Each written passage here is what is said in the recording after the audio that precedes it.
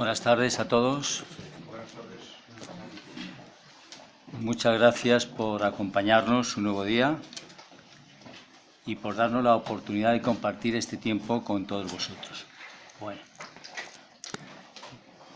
vamos apagando los teléfonos móviles o los dejamos en silencio, por favor.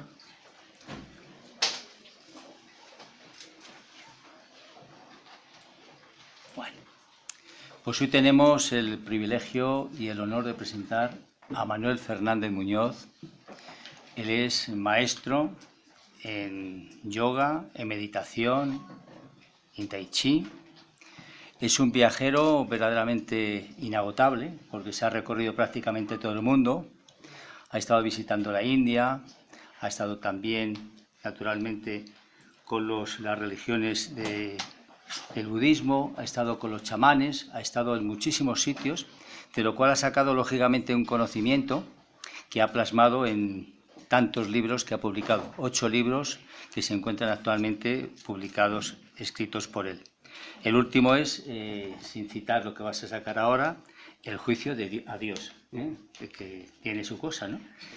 Pero está muy especializado en cuentos y nos habla de cuentos para meditar, cuentos para pensar, cuentos para soñar, todo aquello que está relacionado con nosotros mismos y con aquellas cuestiones que nos interesan verdaderamente a nuestro íntimo. Él colabora todas las semanas con Miguel Blanco en el programa Espacio en Blanco y ha tenido la deferencia pues, de venir, después de invitarle, para compartir esta tarde con una charla que naturalmente conoceréis por el título, pero que no tiene nada que ver, que es Muchas vidas, muchos maestros, pero las vidas y los maestros son los que él a lo largo del tiempo ha ido coleccionando, ha ido grabando dentro de sí. Así que, Manuel, muchísimas gracias en nombre de todos nosotros por estar aquí. Por supuesto. Y ya sabes que esta es tu casa, que me imagino que no va a ser la primera y última, sino va a ser la primera y otras muchas más, si tú nos lo vas a permitir. Por supuesto. Muchas gracias. Pues lo vamos a recibir con un aplauso.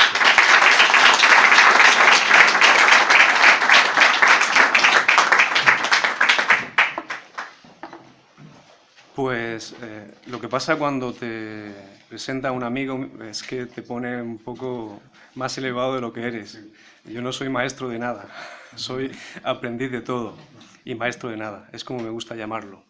Porque así si os defraudo, pues tampoco me siento tan culpable, ¿eh? Voy a, como bien decía mi buen amigo Miguel, soy un cuentero, así que me vais a permitir empezar esta charla coloquio contándoos un cuento. Veréis, hace algún tiempo un abuelito, iba todos los días a recoger a su nieto a la escuela. Iba acompañado de su cachorro Toby. Para el pequeño Toby era su mejor amigo. Pasaba las horas jugando con él, realmente lo amaba mucho. Todos los días el abuelito salía de su casa con su cachorro, iba a recoger a su nieto al cole, iban al parque, jugaban los tres y regresaban a casa. Cierta mañana el abuelito va a la caseta de Toby, pero Toby ya no se movía. Toby ya no ladraba, ya no respiraba. Toby entró en el gran silencio.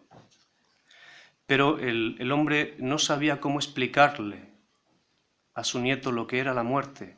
Así que se inventó una argucia. Cogió un papel, escribió una carta, la dobló, la metió en un sobre y puso un sello como si fuera la patita de un perrito. Con esa carta metida en el bolsillo, se dirigió a recoger a su nieto.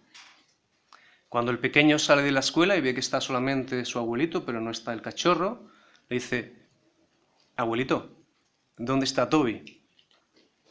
El hombre mira a su nieto y le dice: pues no lo sé, porque esta mañana su caseta estaba vacía, pero encontré esta carta y yo creo que es para ti. El niño, que no comprendía muy bien cómo Toby sabía leer y escribir, y él no lo conocía, no obstante, abrió el sobre y empezó a leer. Hola, soy Toby. Verás, esta mañana pensé que esta caseta se me había hecho muy pequeña. Así que me decidí a viajar y a ver mundo. No te preocupes, porque allá donde vaya, te escribiré. Te escribiré para que siempre viajes conmigo. ¿Te quiere? Te volveré a escribir, firma Toby. El niño mira a su abuelo y dice, abuelito, que Toby se ha ido de vacaciones. ¿Pero dónde se habrá ido? ¿Dónde estará? ¿Cómo es esto? No me lo explico. El abuelito se encoge de hombros y dice, creo que tendremos que esperar más cartas de Toby para averiguarlo. Al mes siguiente, el pequeño se dirige al buzón y hay una carta con un sello que parece ser la patita de un perro. La abre y dice algo así. Hola, soy Toby. Estoy en Venecia. Aquí las calles son de agua. Es fantástico. Una vez al año la gente se pone máscaras y se disfraza en algo que llaman carnavales.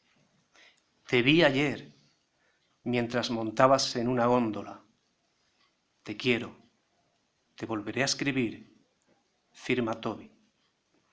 El pequeño va a su abuelito, le enseña la carta y dice, abuelito, Toby dice que está en Venecia y que me vio allí montado en una góndola. ¿Cómo es posible si yo no me he movido de aquí? El abuelito se encoge de hombros y dice, tendremos que seguir esperando cartas de Toby para solucionar el misterio. Al mes siguiente, como era habitual, otra carta en el buzón. El niño la abre. Si es para mí, dile que estoy ocupado, por favor. El niño abre la carta y dice algo así. Hola, soy Toby, estoy en la India. Verás, aquí la gente se sienta de una forma muy rara, con las dos piernas arriba, muy rara. Se ponen un puntito en la frente. Tienen muchísimos dioses. Te vi ayer, mientras te bañabas en el Ganges. Te quiero. Te volveré a escribir. Firma Toby. Igualmente, el crío se va a su abuelo y le dice, ¿cómo es posible, abuelito, que Toby me viera en la India cuando yo no me he movido de aquí? El abuelito vuelve a encogerse de hombros y dice, tendremos que esperar más cartas de Toby para averiguarlo.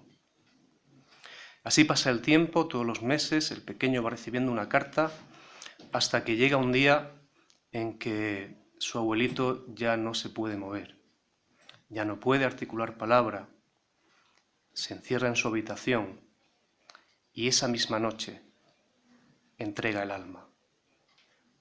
Al día siguiente, una carta esperaba al pequeño en el buzón. Una carta que decía más o menos así. Hola, mi querido niño. Soy tu abuelito.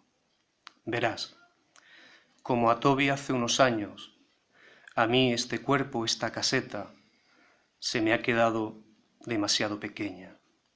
Pero igual que él, a donde yo vaya, te veré en otros cuerpos, en otros lugares, te veré en otros tiempos, porque te llevo en mi corazón, y llevándote en mi corazón, puedo verte en todas partes. Por eso no estés triste, porque si tú también me quieres, también me verás en otros lugares, vistiendo tal vez otros vestidos, pero seguiré siendo yo. ¿Cuántas veces a lo largo de los siglos nos habremos encontrado y dicho adiós? ¿Cuántas veces habremos caminado de la mano el uno junto al otro y cuántas otras nos habremos cruzado sin reconocernos? Te esperaré sentado en algún lugar del universo. Te esperaré cantando aquella vieja canción que te cantaba cuando eras pequeño, para que cuando pases me puedas reconocer.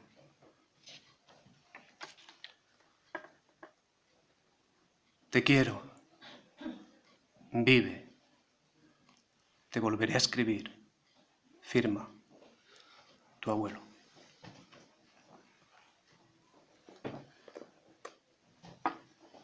Ahora que tengo vuestra atención, permitidme que os cuente algo de mi historia. Pero antes me voy a echar un poquito de agua. Manuel, debajo. ¿Debajo? Ah, gracias.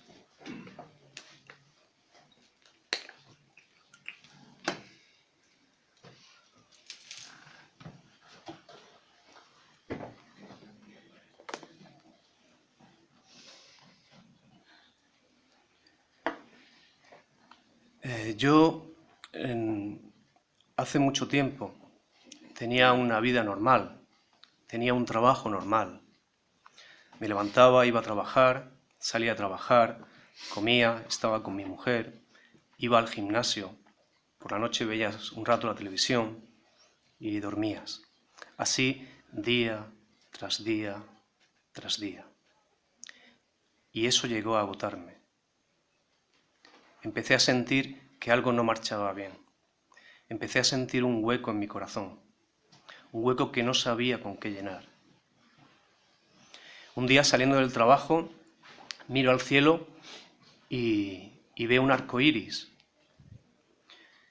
Y ese arco iris hizo que se me saltaran las lágrimas, porque cuando yo era pequeño yo pensaba que los arcoíris eran puertas a otros mundos, que si los buscabas, que si buscabas el final del arco iris, a lo mejor había una olla de oro que algún duende estaría guardando, o quizás era una puerta a otra dimensión donde hadas, unicornios y un montón de seres fantásticos te estaban esperando. Sin embargo, con la edad adulta se me olvidó toda esa magia y ya miraba al cielo, al arco del Señor, y solamente veía unas cuantas luces que tenían una explicación muy lógica.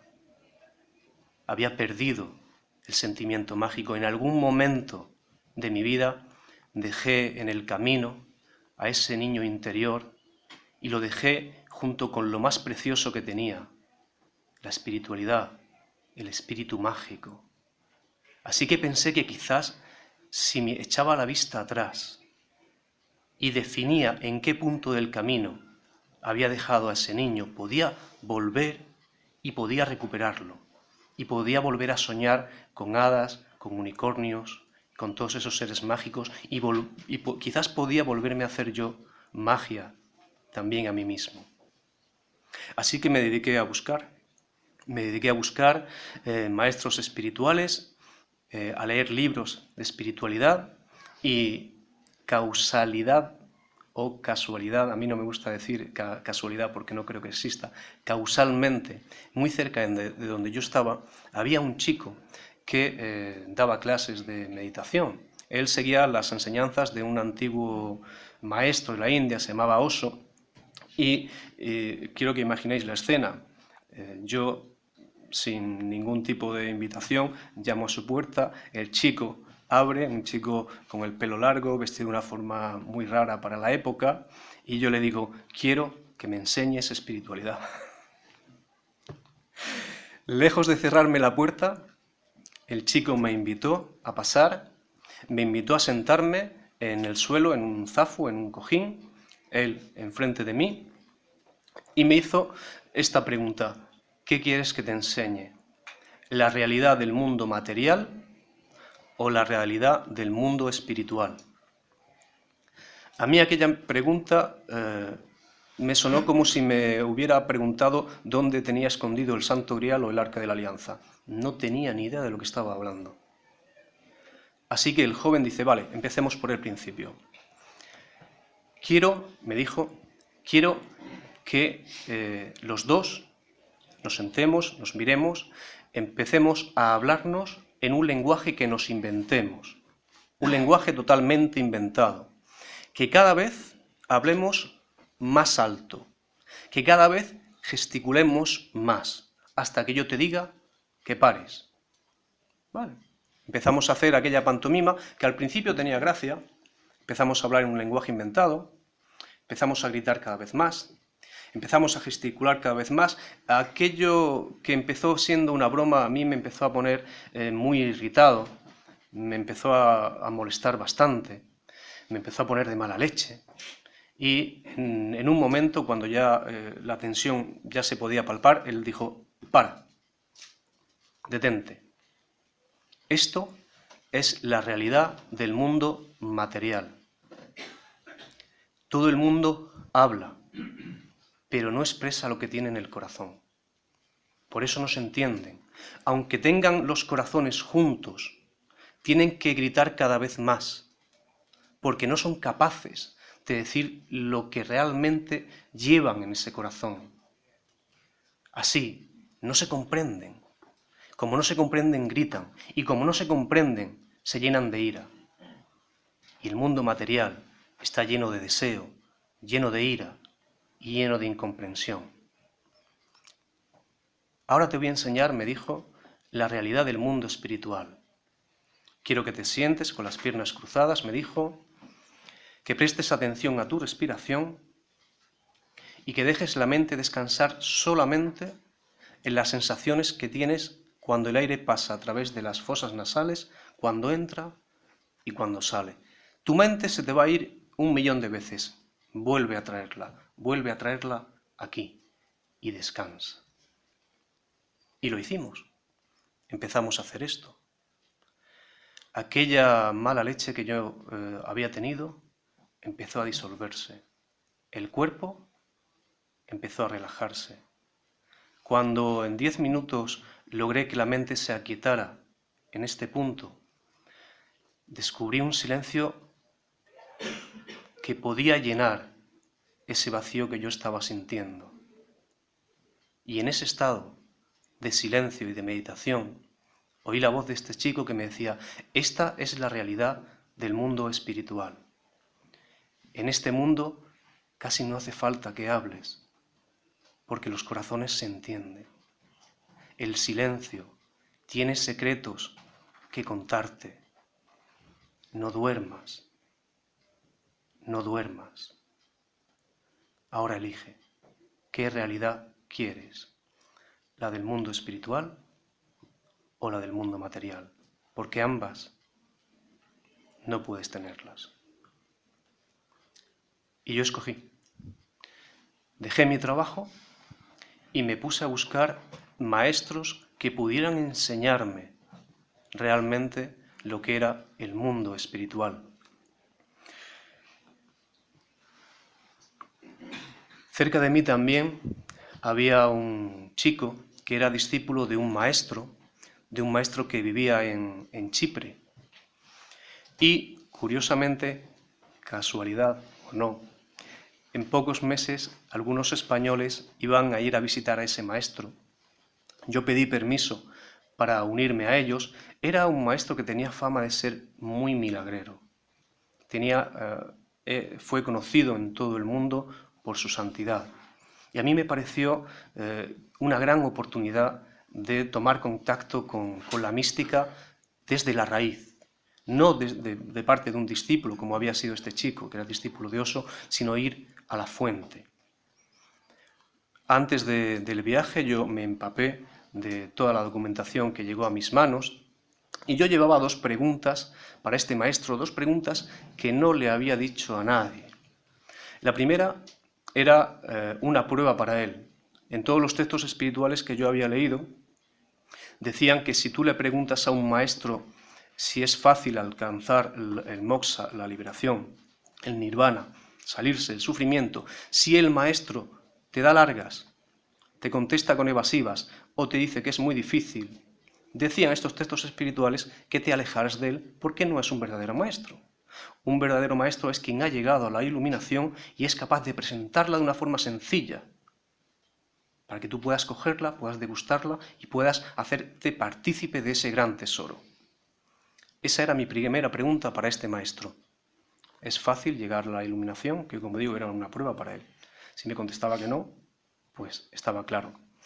La segunda era más un poco un juego, porque yo cada vez que me acercaba a alguno de sus discípulos, cuando entras en un movimiento espiritual, es una práctica habitual, o era una práctica habitual, te estoy hablando de que yo tengo 40 años y eso fue hace 20 años, que te cambiaran el nombre. A mí me habían cambiado el nombre ya 3 o 4 veces. Yo cuando me presentaba dentro de ese grupo tenía que relatarle todos los nombres que me habían puesto sus discípulos. Así que esta segunda pregunta era un poco una broma. Llegamos allí a Chipre y yo me quedo en la sala de meditación, de oración. El maestro vivía justamente al lado. Justamente en la casa del maestro es donde esperaban todos los discípulos, cerca de 200 personas. Esperaban al maestro que saliera, que recorriera los 20-30 metros que separaban de esta sala principal de oración. Ellos lo acompañaban, el maestro entraba, todos rezábamos juntos, él daba sus enseñanzas y volvía a su casa. Yo había llegado muy cansado del viaje, extenuado, y la masificación no es lo mío. Así que decidí esperarlo dentro de la sala. De todas formas iba a entrar. Así no tenía que estar como en Sevilla en Semana Santa, ya sabéis. Lo que yo no sabía es que este maestro también era famoso por su sentido del humor. Y mientras 200 personas lo esperaban en la puerta de su casa, él salió por la puerta de atrás, entró directamente en la sala donde solamente estaba yo. Abrió la puerta, yo lo vi, en cuanto que lo vi, me levanté, me fui hacia él, le di la mano y le dije, bueno, me presenté, y él me dijo algo lapidario, es decir, como se suele coloquialmente decir, la primera en la frente. Me preguntó, ¿por qué vienes de España para verme a mí si yo no soy nadie? No supe qué responderle. Lo acompañé a su asiento, él se sentó, yo salí fuera, le dije a esas 200 personas que pasaran que el maestro estaba adentro y cuando estuvimos todos rezamos. Acabada la oración, yo estaba justamente, esta es la silla del maestro, yo estaba justamente a su lado, me mira y me dice, ¿cómo dices que te llamabas? Y yo le digo, bueno, pues todos los nombres que me han dicho, que me habían puesto sus discípulos. Me mira y dice, no. Tú te vas a llamar tal. Digo, vale, lo que usted diga. Además era un nombre muy bonito, un nombre que me encantaba y que además, curiosamente, tenía mucho que ver conmigo. Pero bueno, tampoco entra dentro de lo puramente milagroso, ¿no? Que alguien te ponga un nombre, pues, es una práctica habitual, no tenía por qué ser.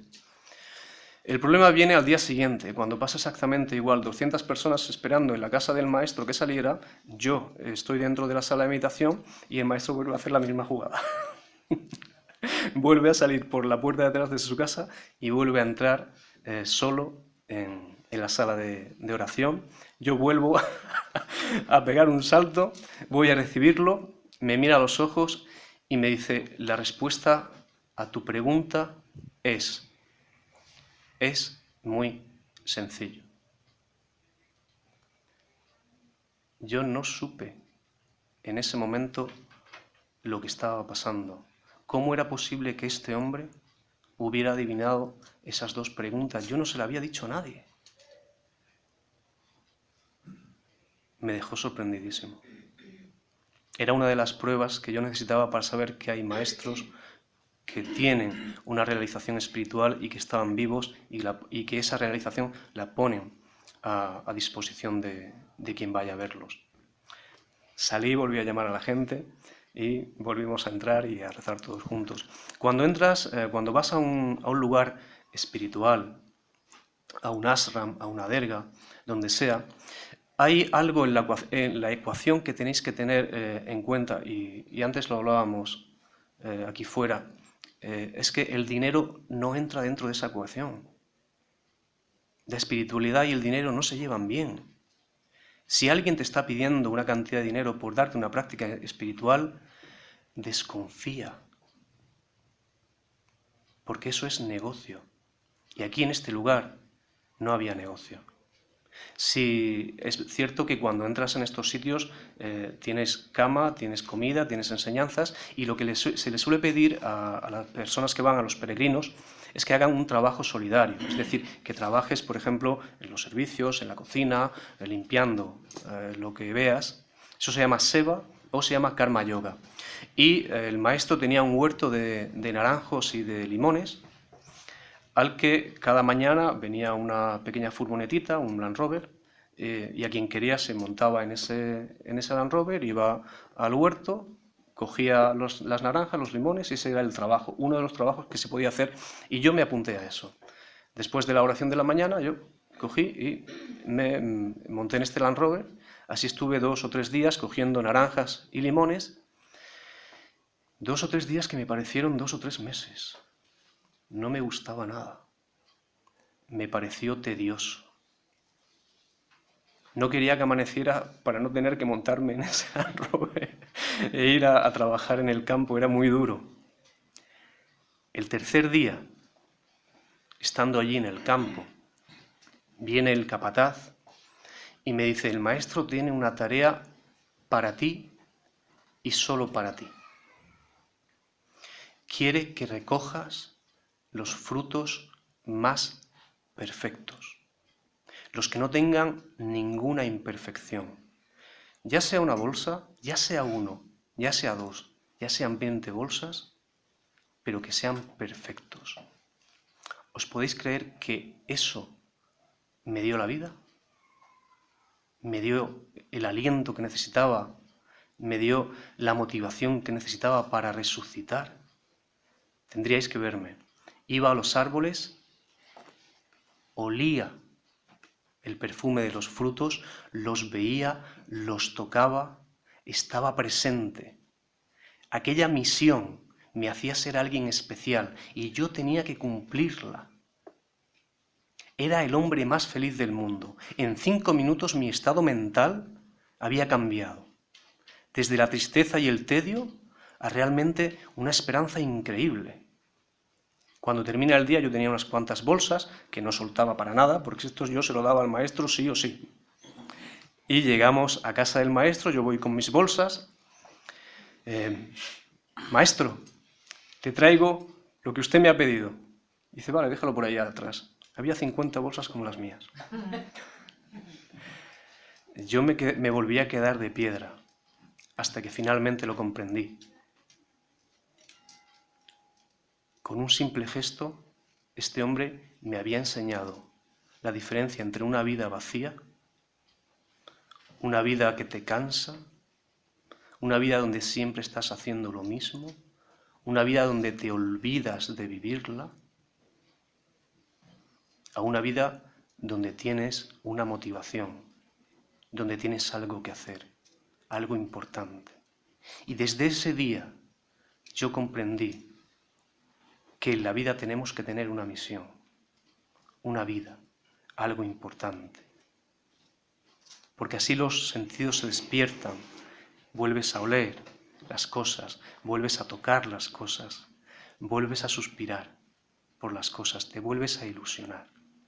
Muchas cosas pasaron alrededor de este hombre que desafortunadamente ya no vive, pero sí es cierto que su hijo ha tomado el relevo. Yo no suelo decir los nombres de ningún maestro con los que he estado, pero es obvio. Si alguien se mete en internet y pone maestro espiritual Chipre, lo vais a detectar bastante fácil. Bien, a partir de este momento de que yo encuentro este maestro y él me da una práctica espiritual, yo sigo esta práctica espiritual. Pero yo me había casado además de con mi mujer, me había casado con otra dama que se llama Libertad. Así que nunca me he fijado ni me he propuesto solamente estar con un grupo espiritual. Hay una leyenda antigua de la mitología egipcia que dice que Set era un dios y Osiris, su hermano, otro dios, en un momento de la epopeya, Set despedaza a Osiris y reparte todos sus trozos por la tierra. Isis, que es la mujer de Osiris, se dedica a ir buscando por la tierra todos los trozos de Dios para recomponerlo. Si le faltara solamente uno, Dios estaría incompleto. Yo pienso igual. Yo pienso que Dios se ha repartido en todos los pueblos, en todas las tradiciones, en todos los seres humanos de la tierra. Y que la misión de alguien como Isis, nuestra alma, una metáfora de nuestra alma, es ir recorriendo todos los lugares donde Dios se ha repartido, recoger a ese Dios y volver a construirlo. Y yo me propuse hacer eso. Empecé a visitar a muchísimos maestros y me di cuenta de una cosa. Es que cuando alguien lleva hablando mucho rato, como yo estoy haciendo ahora, la gente que me estáis oyendo suele hacer... suele aburrirse. Esto a mí me pasaba constantemente. Cuando lleva 45 minutos la persona hablando, tienes la atención, suele irse. Pero había un momento mágico en el que los que estábamos durmiendo, cuando nos dábamos cuenta que llegaba ese momento, los que estábamos durmiendo y los que no estábamos durmiendo nos despertábamos con los codos unos a otros porque iba a pasar algo, es decir, el maestro iba a contar un cuento. Eso era un momento increíble, todos estábamos despiertos. Así aprendí yo también a mis lecciones, pues darlas en forma de cuentos. Y por eso escribí y tengo tantos libros sobre cuentos espirituales, como bien decía mi buen amigo Miguel, cuentos para aprender a meditar, cuentos universales, cuentos para enseñar lo que es la vida, y todos están basados en hechos reales. En aquella época parecía que la espiritualidad, el vórtice de la espiritualidad era la India, y que si no viajabas a la India, pues no, no sabías nada de espiritualidad. No sé si eso hoy todavía sigue así o ha cambiado un poquito, es decir, que se ha desmitificado un poquito la India, pero bueno, yo tenía que ir a la India. Y además iba con una idea muy romántica de lo que sería la India. Yo estaba seguro de que allí, en la India, me iba a encontrar en una gran montaña nevada, con un viejo maestro como el que me había encontrado en Chipre, con gran barba blanca, con una garrota, con 1000 años, un maestro que cuando me viera seguramente dijera a mí: mi discípulo perdido en tanto tiempo ha llegado. Por fin te encuentro, hijo de mi vida, te voy a decir todos los secretos de la creación al oído solo a ti y nada más que para ti.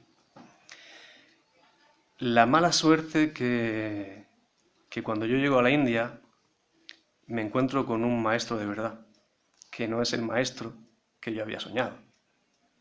Un maestro que no estaba viviendo en una alta montaña, sino en un barrio de Delhi que se llama el barrio de Nizamuddin, un barrio muy ruidoso, y donde él tiene a bien acogerme dentro de su casa, de su comunidad, y donde empieza a enseñarme, pero como a todos los que estábamos allí, las letanías propias de su movimiento espiritual.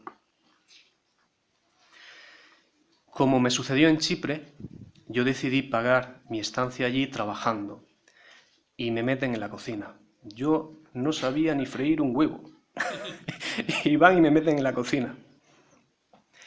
Pero es que en la cocina había alguien muy especial, alguien que para mí es uno de los maestros escondidos, ocultos, que todavía están por la tierra, que a veces se disfrazan de personas normales y sencillas, pero que solamente cuando estás junto a él te das cuenta la grandeza espiritual que posee, porque no hacía sino enseñarme cosas. Yo recuerdo que al principio, como digo, no sabía hacer nada. Me puso a cortar puerros, patatas, a pelar patatas, a cortar puerros. Y como yo no sabía hacer nada, pues cada vez que hacía algo, lo miraba y decía: Mehmed, ¿lo estoy haciendo bien? Mehmed decía: sí, lo estás haciendo bien. Ya Mehmed ya no me decía nada. Mehmed ya me ignoraba, y eso me enseñó otra lección. Y es que tú tienes que hacer las cosas no para agradar a nadie. Tienes que hacer las cosas por ti mismo, hacerlas lo mejor posible, sin esperar resultados. Y tu vida igual. Vive tu vida a tu forma, a tu manera. No tengas que darle explicaciones a nadie de por qué estás viviendo como estás viviendo. Es tu vida. Nadie tiene que decirte sí, lo estás haciendo muy bien, o no, lo estás haciendo muy mal. Vive. Constrúyete a ti mismo. Después, cortando, él me dio una práctica espiritual. Él me decía: cada vez que cortes zanahorias, puerros, tomates, tienes que contar los trozos en los que los partes. Si yo estaba atento, porque Mehmed me preguntaba, me decía, cuando menos me lo esperaba, Manuel, ¿en cuántos trozos has cortado el puerro? Si yo estaba atento, no pasa nada, en 15 Mehmed, muy bien Manuel, fantástico. Pero si no estaba atento, pues me inventaba la cifra. Y le decía, en 13, y él me decía, no, no es en 13. Me corregía, él estaba pendiente de mí. Y cuando me pillaban estas mentirijillas, me decía, qué pena, Manuel, que hayas venido desde España y que te hayas dejado la mente allí. ¿Por qué no estás en el aquí y en el ahora? Nuestra mente siempre está viajando hacia atrás, está proyectándose hacia el futuro, está inventándose miles de historias. Nunca estamos en el ahora. En el ahora lo llaman presente precisamente porque es un regalo. Si dejamos pasar el ahora, ¿qué nos quedará? Y a mí Mehmed me enseñó esto, a la práctica de estar presente, y todavía la sigo haciendo. En ciertos momentos del día vuelvo a ver dónde estoy, a ver si mi mente se ha ido. Cuando veo que mi mente se ha ido, la vuelvo a traer e intento vivir la vida. Alguien una vez me dijo, te voy a desear lo mejor que le he deseado a nadie en la vida. Me dijo, vive. Y es verdad, vive. Porque lo contrario es muerte. El sueño, el dormir, es muerte. Mehmed me dio muchas lecciones. En todas yo quedo fatal. Me vais a perdonar, pero es cierto. En todas las lecciones que Mehmed me daba yo quedo fatal. Se estaba construyendo un nuevo ashram en el norte de Delhi, y nosotros 2 o 3 veces a la semana, ellos todavía no tenían cocina, 2 o 3 veces a la semana le preparábamos un gran puchero y se lo llevábamos. El primer día que subimos a este nuevo ashram, pues yo ayudé a Mehmed a darle el puchero al jefe de cocina, y sentí curiosidad, quise entrar dentro de la sala de meditación. Aunque se estaba construyendo, ya había muchísima gente allí viviendo y meditando. Y cuando abro la puerta se oye un ruido chirriante, y claro, yo me quedé, porque la sala estaba llena de gente meditando, y ya no sabía qué hacer, no sabía si salir, no sabía si entrar, y me quedé allí parado diciendo, bueno, ¿y ahora qué hago? Porque claro, es un gran pecado, entre comillas, que alguien esté meditando, esté en un gran estado de meditación, y un ruido lo saque de ese estado. Esto es, no intentéis hacerlo nunca. Y yo no sabía qué hacer. Así que me quedé allí como 10 minutos, de verdad, sin saber qué hacer, observando a la gente. A mano derecha estaban todo chicas, todo mujeres, y a mano izquierda, al contrario, estaban todos hombres.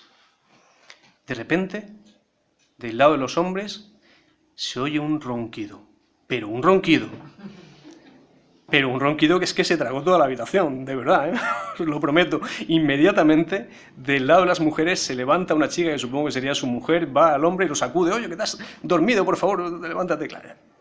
Yo perdí todo el miedo, salí de allí riéndome a carcajada limpia, me encontré con Mehmed en el coche, digo, Mehmed, no te vas a creer lo que ha pasado. Se lo conté. Mehmed me mira y me dice, Manuel, a veces es mejor estar durmiendo que hablando mal de la gente. Zas en toda la boca. Y llevaba razón. Llevaba toda la razón del mundo. A veces lo que decimos, si se mezclara con el agua del mar, contaminaríamos todos los océanos y todos los mares de la Tierra. ¿Es tan peligrosa esta como un AK-47? Tened cuidado con lo que decimos.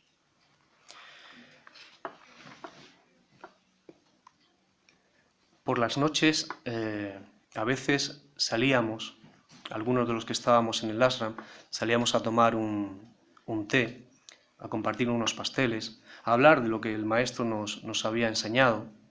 Y en cierta ocasión, el primer día, nos pusieron el té, nos pusieron unos pastelitos, y y yo encontré que los pastelitos tenían una pinta que... Así que me eché uno a la boca y antes de tragármelo ya estaba viendo cuál era el siguiente que me iba a comer. Mehmet, que parece Pepito Grillo, pero es así, se dio cuenta y me dijo: Manuel, si no estás saboreando el que tienes ahora en la boca, difícilmente te va a satisfacer el que te comas después, ni el que te comas después. Siempre vas a estar, por muchos que te comas, siempre vas a estar hambriento. Eso me enseñó que tenía que buscar también el contentamiento y el placer de las pequeñas cosas, lo que es la vida. Sí, básicamente Mehmet me estaba enseñando a vivir en el aquí, en el ahora. La última cosa que me pasó en este ashram es que yo una noche, de las últimas noches que estuve con ellos, yo discutí con un chico, una discusión muy fuerte, quizás por una tontería, pero me llené de mucha ira y de mucha violencia. No pude dormir casi, estaba deseando que llegara el amanecer, porque la vida allí empezaba al amanecer empezaban las oraciones, y después yo iba inmediatamente a la cocina y me ponía a trabajar, y como digo, no pude dormir en toda la noche. Estaba deseando que amaneciera. Cuando amaneció, rezamos lo que tuvimos que rezar, y yo inmediatamente fui a la cocina y me puse a hacer las labores que tenía que hacer. Y de repente, a los 5 minutos de estar en la cocina, Mehmet me dice: Manuel, sal a tirar la basura. Yo miro el cubo y digo: pero Mehmet, si no hay nada, si no hemos hecho nada, si está vacío. Me dice: no. Dice: la basura que tienes dentro, la que te has traído, porque es que estás tocando los alimentos que después se van a comer mucha gente y estás apestando esos alimentos. Tienes que cambiar eso. Ese no es tu perfume. Yo me derrumbo y le cuento lo que me había pasado, que me había llenado de ira, esa riña, que no había podido dormir en toda la noche. Mehmet me mira y me dice: odia, si quieres, odia, pero ya que haces una cosa, hazlo bien. Odia 24 horas al día, odia como Dios manda. Odia tanto que no hagas otra cosa. Tú vas a ver que haciendo esto, el cuerpo se va a tensar, tu carácter se va a agriar. Todo esto te va a traer una infelicidad que no vas a poder vivir. Y sin embargo, a esa persona con la que has discutido no le va a afectar en nada. Es decir, que el único que va a salir perjudicado vas a ser tú. Sin embargo, puedes hacer otra cosa. Puedes dejar pasar eso que te ha pasado y ser quien eres. Porque siendo quien eres, perdonando, amando, siendo compasivo, el cuerpo no se va a tensar, se va a relajar. Tu carácter no se va a agriar, todo lo contrario, se va a dulcificar. Y esto tampoco le va a afectar a esa persona con la que has discutido. Así que me reveló uno de los secretos de la vida, y es que hagamos lo que hagamos, los beneficiados y los perjudicados siempre vamos a ser nosotros. Si pensamos en hacerle algo malo a alguien para perjudicarlo a él, te estás equivocando mucho. El perjudicado al final vas a ser tú. Eso allí en la India lo llaman karma.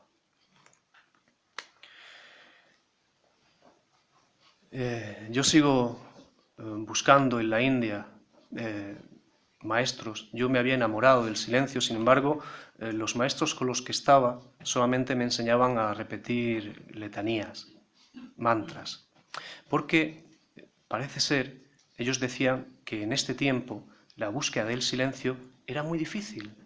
Así que habían cambiado toda su práctica espiritual y lo máximo que te enseñaban eran a repetir mantras. Pero yo me había enamorado del silencio, así que busqué a un maestro que estaba en el norte, en Himalayas Pradesh, me fui hacia el norte a que allí me enseñaran a escuchar el silencio. Cuando volví, ya venía a casa, estuve allí un tiempo, hasta que aprendí esa técnica de meditación. Cuando regresé a casa, yo tenía que dejar el hotel a las 12, el autobús salía a las 5, me dediqué a vagar por la aldea y descubrí un templete que nunca había pasado, un templete, bueno, pues como cualquier otro de los que había en la pequeña villa, porque era realmente muy pequeñita, y decidí pasar el tiempo allí que me quedaba, dejé las zapatillas fuera, subí los escalones, entré y me sorprendió porque no vi ninguna imagen de ningún ídolo, tampoco eran musulmanes, y el señor que estaba allí, sacerdote, el guardián, cuando me vio se quedó muy sorprendido y no hacía nada más que controlarme con la mirada a ver qué es lo que yo hacía. Supongo que un extranjero, un blanco allí, era un poco raro de ver. Ahora no, supongo que ahora no, porque se ha convertido en un gran centro de espiritualidad, pero en aquel tiempo sí. Y bueno, yo me siento en un sitio, en un rinconcito, veo qué es lo que están haciendo las personas que están allí para no hacer nada que no fuera acorde a ese canon y me dedico a meditar. Estoy meditando un buen rato y ya cuando he terminado la meditación me voy, saludo a este hombre me mira y me dice, espérate, espérate, espérate. Se da la vuelta, coge unas bolitas y me las entrega. Y yo me quedo con las bolitas en la mano y digo, ¿y esto qué es? Y me hace el gesto que me las coma. Digo, ah, vale, vale, genial, muchas gracias. Salgo del templo, me echo las bolitas a la boca y voy y me subo al autobús de vuelta a Delhi. 14 horas de viaje. No he pasado un viaje más malo en mi vida. A partir de que yo como esas bolitas, empiezan a venirme a la cabeza escenas, es que no las puedo describir. Unas escenas terribles en las que el protagonista era yo, pero no os equivoquéis. No era yo el que sufría, era yo el que estaba haciendo sufrir a la gente. Me vi a mí mismo matando, asesinando, descuartizando, violando, quemando aldeas, haciendo tal barbaridad que yo sabía que si el autobús paraba, casi me dio la tentación de tirarme por el acantilado para que todo eso parara, porque no podía soportarlo. Empecé a recitar los mantras que me había enseñado el maestro de Chipre. Esas imágenes seguían allí. Empecé a recitar los mantras que me había enseñado el maestro de Delhi. Seguían allí. Empecé a buscar el silencio. Seguían allí. Empecé a juntarlo todo, ya desesperado. Seguían allí. No sabía qué hacer. Quería morir antes de seguir contemplando todo aquello. Fue uno de los momentos de sufrimiento más intensos en mi vida. Hasta que de repente, antes de llegar a Delhi, sale el sol y todas esas imágenes se disuelven, se van solas. Yo no tenía explicación para aquello, no tenía ni idea de qué es lo que había pasado. Conté esto después a algunos compañeros, a personas que estaban en mi misma orientación espiritual, y alguien me dijo, claro, es que en algunas cofradías, en algunos movimientos, se reparten esas bolitas para que la persona que las tome recuerde sus vidas pasadas, recuerde su karma y poco a poco lo vaya limpiando. Pero esas bolitas se toman de una en una. Si tú te tomas una bolita, te viene un recuerdo, lo limpias, haces las paces con eso y lo dejas pasar, te has depurado. Lo que yo hice pudo haberme matado, pude haberme vuelto loco. Si yo no he pasado antes por las manos de este maestro de Chipre, de Baba, el maestro de Delhi, y no hubiera practicado la técnica del silencio, yo no estoy aquí hoy. Os lo garantizo. Eso me enseñó una cosa. Primero, que la reencarnación es real, que existe. A mí nadie me tiene que decir si existe o no, porque yo lo he vivido. Entonces, así lo expreso. No trato de convencer tampoco a nadie, yo solamente cuento lo que me ha pasado. Cada quien que recoja el guante o que haga su propia búsqueda, que además es bastante más interesante que cada uno tenga su propia búsqueda y su propia... que se construya su propia vida. Y bueno, yo creo que ya os he aburrido bastante por hoy. Lo que sí os voy a pedir son 2 minutos más, porque me gustaría acabar mi charla con un extracto de un libro que a mí me encanta. Es Peter Pan. ¿Conocéis todos a Peter Pan? ¿Sí? ¿Me permitís que así más o menos de memoria diga un pequeño extracto? ¿Vale? ¿Me hacéis el favor de aguantar 5 minutitos más? Bueno, empieza así, más o menos el diálogo. «Yo no creo en las hadas», dijo Wendy. Peter Pan le tapó los oídos a Campanilla. «No digas eso. Cada vez que alguien dice que no cree en las hadas, un hada cae muerta al suelo. No digas eso». Wendy mira a Peter, patea. «No creo en las hadas». Y en ese momento, Campanilla cayó. Wendy se sorprendió mucho. «¿Qué hemos hecho? ¿Qué hemos hecho? ¿Qué podemos hacer?». Peter dijo: «Pues lo único que podemos hacer es aplaudir, porque solamente con las palmas las hadas son capaces de volver a la vida. Así que aplaudamos, aplaudamos, todos, aplaudamos». Muchas gracias.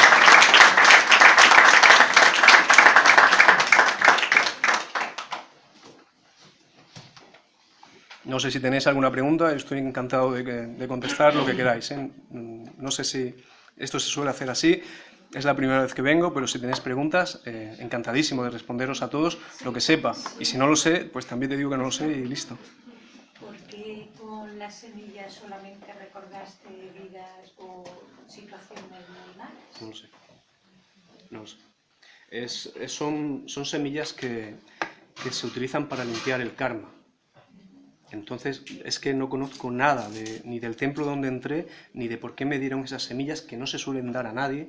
Y de hecho, yo no digo dónde las cogí para que nadie vaya y haga lo mismo que yo, por el peligro que contrae. No conozco nada de eso. Tampoco a partir de ese momento me interesé, porque le tomé mucho miedo. Lo que sí descubrí es que no soy tan buena persona como yo pensaba. Pues hablando de esto que estás comentando tú, me va a venir a la memoria hace 8 años. Que yo tenía un problema de todas las clases y yo los problemas siempre me los tomaba en serio. Y había un chico que hacía práctica de hinduismo y todas estas cosas, yoga y todo. Y me dijo, dice, no se me, pues hace ya muchísimos años, no se me ha olvidado. Dice, tú no vas a dejar el problema, deja que el problema venga a ti. Porque si el problema está lejos, tú no vas a saber cómo resolverlo. Estás perdiendo el tiempo. Y deja que el problema venga a ti y una vez que esté lo vas a identificar. Y lo vas a resolver. Sí, es cierto. Pero estás sufriendo ese caso que estás sufriendo, es totalmente estéril, inútil. Es como oír un perro ladrando en la valla del vecino. ¿Piensas que te va a matar? No, el perro está allí. Preocúpate cuando el perro esté en tu casa. Ahí ya preocúpate. Y allí toma las medidas oportunas. Oír ladrar el perro fuera, esto lo dijo Jesús de Nazaret. A cada día su problema. Miguel, ¿querías? Sí, ¿podrías ampliar un poquito tu experiencia con los chamanes? Yo estuve con los chamanes, estuve con varios. El que más me tocó fue el Taita. Taita es una palabra que significa, es en Colombia, en la zona del Putumayo. En la zona del Putumayo es una zona donde el ejército se ha metido muy de lleno porque los indígenas de allí llevaron, junto con los indígenas de casi toda Sudamérica, llevaron una propuesta a la ONU para que dejaran de cortarse, de talarse los bosques y para que se respetara toda la cultura indígena que era una con la madre tierra. La ONU lo escuchó, los escucharon, muy bien, muy lindo, muy bonito, pero cuando llegaron a sus países en Colombia eran tratados como terroristas y eran buscados. Yo tuve la oportunidad, la gran suerte de conocer a este hombre, a Eustorgio, el taita Eustorgio. Taita no significa chamán. Tú cuando a un verdadero hombre espiritual le llamas chamán, él no se reconoce como tal. Chamán es alguien que te pone unas directrices que tienes que seguir así, y si no, no estás con él. Taita significa padre, es un padre que te da consejos. Entonces yo estuve con él bastante tiempo y él me decía cosas muy increíbles que además casaban casi con todo, con lo que yo había traído de la India. Me hablaba de reencarnación, yo recuerdo una conversación que tuve con él en una noche de plenilunio, cuando salimos de una gruta para conectarnos con la Madre Tierra. Esto no era algo turístico, es decir, yo tuve la oportunidad de conocerlo, de hacer una amistad con él, y él en algún momento me llamaba y me enseñaba algo de su cultura solamente porque quería que yo la conociera. Y yo, evidentemente, agradecidísimo. Entonces, una de estas noches, que estamos en una cueva, él quería que yo sintiera el poder de la Madre Tierra en esa cueva, en el Cerro del Quininí, está a pocos kilómetros de Bogotá. Y cuando salimos, yo siempre lo atosigaba a preguntas y decía, ¿pero tú crees en la reencarnación? Y él me decía, claro, yo antes fui serpiente, y me hizo algo así. Dice, y ahora soy jaguar. Y no sé qué significaba eso. No sé por qué dijo, yo antes era serpiente y ahora soy jaguar. No tengo ni idea. Pero él sí que recordaba sus vidas pasadas, y él tomaba yagé, ayahuasca. Él me invitó a alguna toma de yagé con él, de ayahuasca, y para mí fue muy brutal la experiencia. Muy brutal en el sentido de que yo buscaba... A ver, yo había leído y me había empapado de todo lo que es el yagé, la ayahuasca, había leído de los grandes viajes místicos que tienen todas estas personas, y yo quería saber si eso era psicodelia, es decir, si era autoinducido o realmente era algo real. Así que tomo la ayahuasca y me pongo a meditar. Y realmente vi que había algo en eso que estaba tomando que no era normal, que no era psicodelia, porque era algo que venía de fuera y a la vez de dentro. Es decir, quise experimentar qué de realidad había en la toma de la ayahuasca. La ayahuasca se le llama la abuelita, es un espíritu. Realmente esta planta tiene un espíritu con el que puedes contactar y con el que puedes hablar. Y yo pude hablar con ella, y es muy bruta. Yo tuve un encuentro con ella muy bruto, pero me enseñó muchas cosas. Después tuve también con este sí se llamaba chamán, era de México, había venido a Colombia a enseñarnos la cultura del peyote, y yo recuerdo que hice exactamente lo mismo. Me dirigí a él. Este sí era bastante más abierto, más turístico, iba más un poquito por la pela, y estamos allí, estamos en medio de la selva colombiana, y bueno, pues haciendo esto, el ritual del peyote. Al principio lo fumábamos y después eran dos tomas.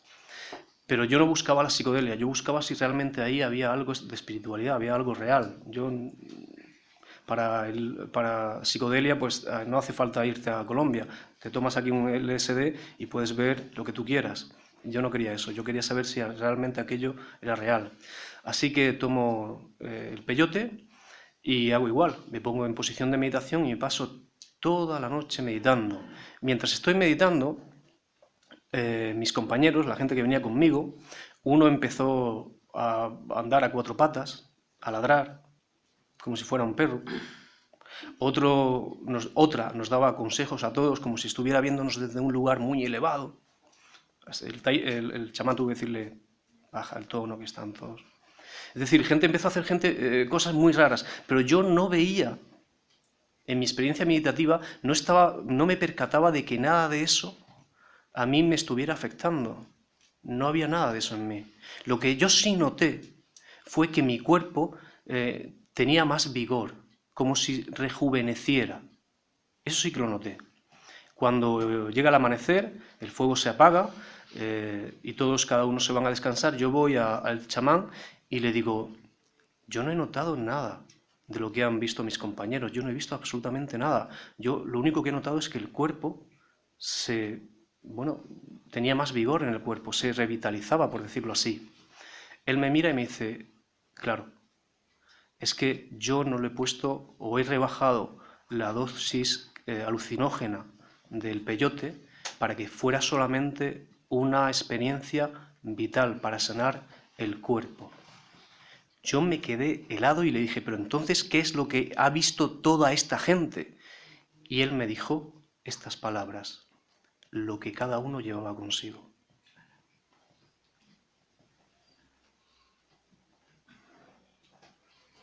Un momento. ¿Sí?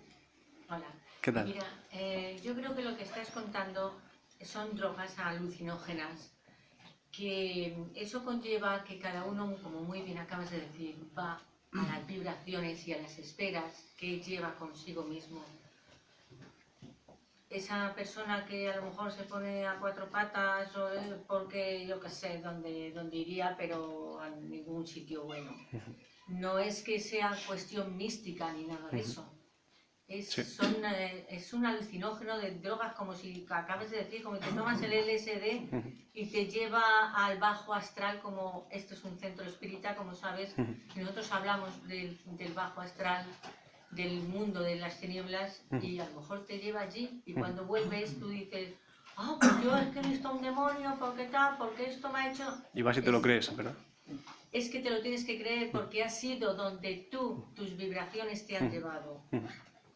Eso que estás contando es esto, simplemente. Sí, y realmente yo estoy de acuerdo contigo, que son drogas.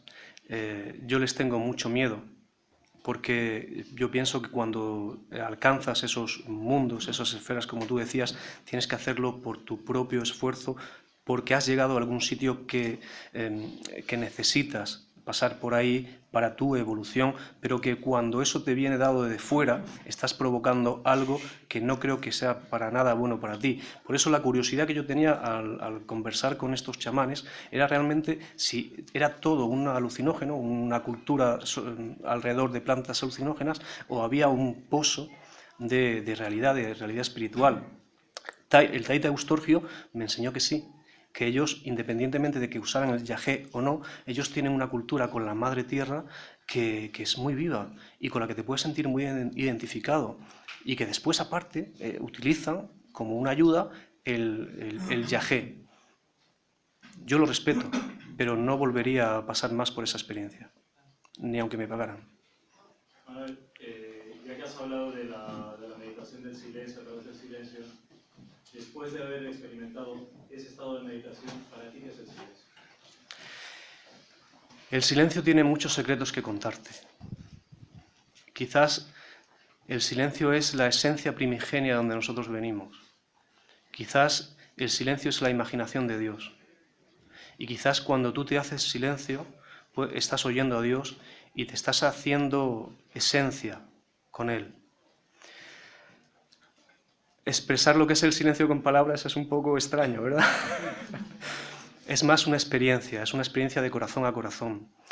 Yo te comentaba hace unos días que hay un momento en el que, creo que te lo comentaba, que yo me encuentro con el silencio en un momento muy brusco y de una forma muy exagerada, que es viajando con Miguel Blanco al desierto blanco, curiosamente, en Egipto.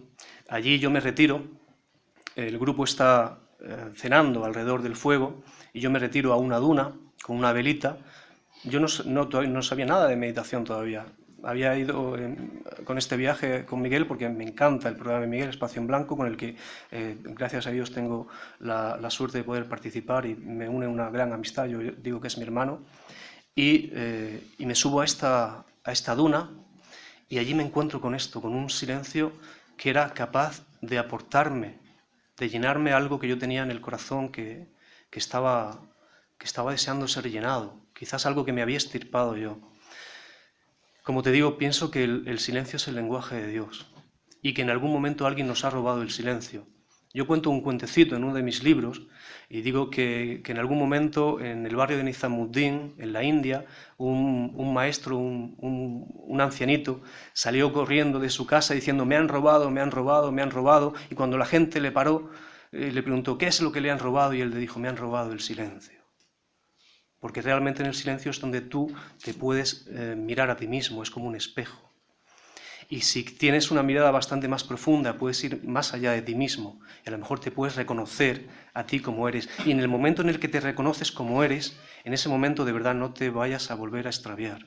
Quédate siempre contigo, porque esa es tu verdadero ser y que está muy cerca de la divinidad. Yo pienso, en relación a esto, quería preguntar otra cosa. El silencio, que debemos estar preparados para enfrentarnos al silencio, porque el silencio puede ser igual a 1 millón de personas gritando, nos puede volver locos. Los sonidos del silencio son terribles para la persona que no tiene un equilibrio emocional, mental, interior. Por eso mucha gente busca el ruido desesperadamente. Sí, Pero lo que quería ir es que al comienzo de tu charla, en tu primer encuentro con el chico que hacía meditación, yoga, etc., él te habló de 2 conceptos, la realidad material y la realidad espiritual. Okay. Muy nítidos, muy claros, muy definidos y muy separados, pero yo no creo que puedan estar separados en este plano tridimensional, dual en que vivimos, porque si tú eres joven, un joven de menos de 20 años, dejo mi trabajo, voy a recorrer el mundo, me voy a la India, me voy a donde el corazón me lleve o mi intuición me lleve. Pero claro, la realidad material dicta sus leyes y sus leyes son bastante implacables en este plano material. O sea, no todos pueden, infortunadamente, aunque tengan el impulso, dejarse llevar a ese lado espiritual, porque la mecánica del materialismo no se lo permite.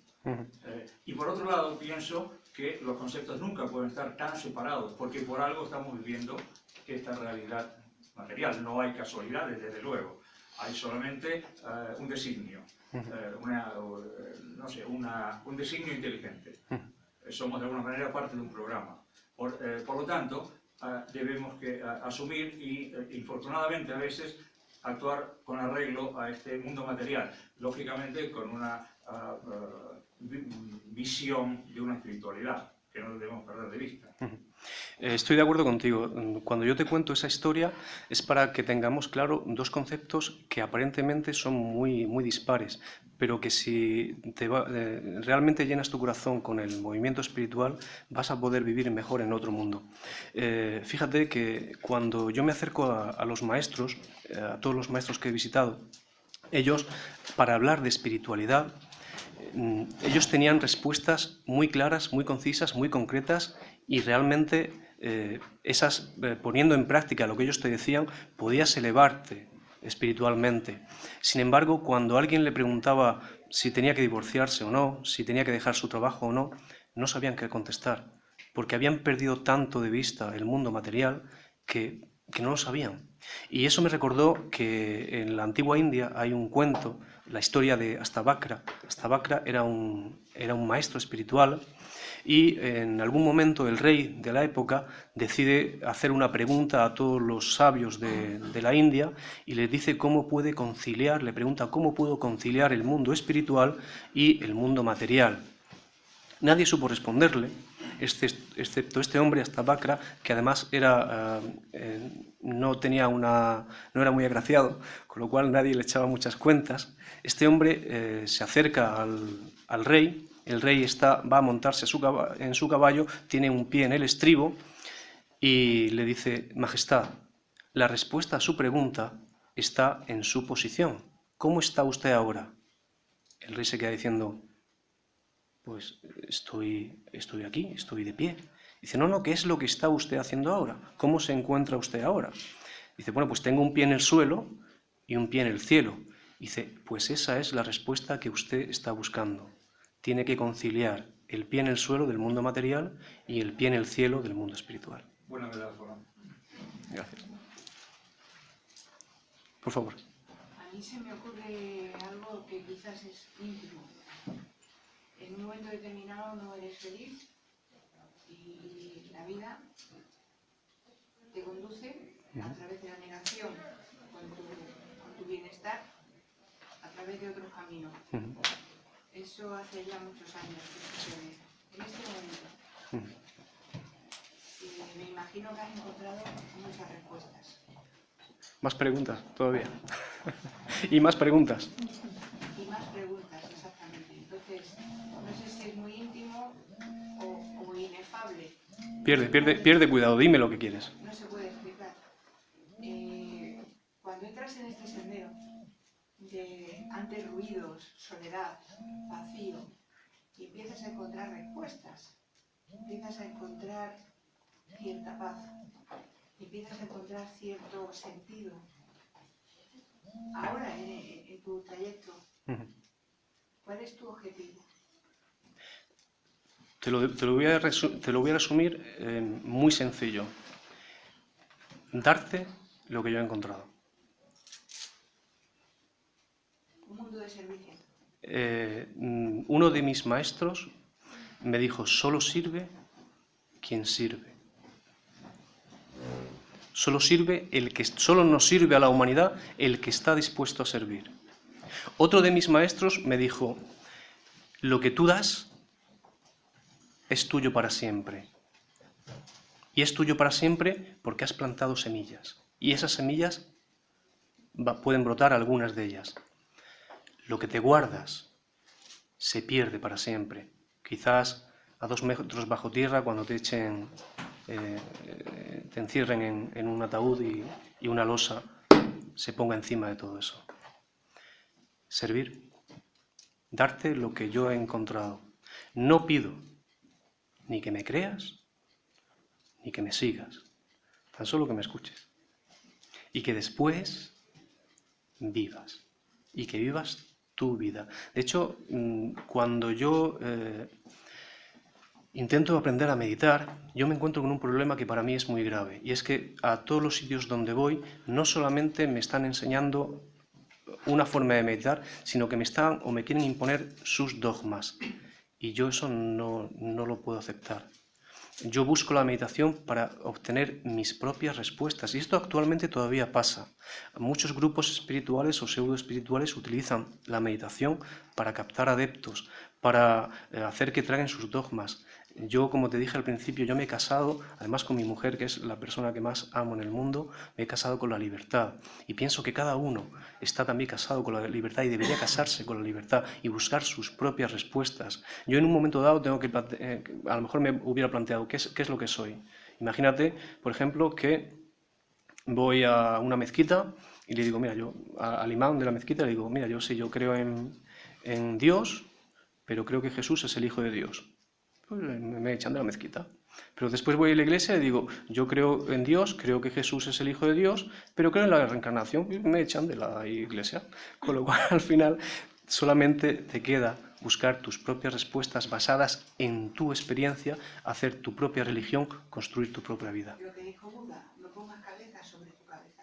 Y Buda también lo dice en el Sutta de los Kalamas, no te creas algo porque alguien te lo esté diciendo, porque sea el maestro, porque sea alguien con mucho renombre. Solamente después de tu propia indagación, de tu propia investigación, pasando todos los filtros posibles, acepta esa verdad y con matices. Dime. Hoy por la mañana estaba viendo un documental sobre Santo Tomás. Então, ele empezó en la India y después terminó sus restos, terminó en Chipre. Y allí en Chipre está el brazo derecho de Santo Tomás.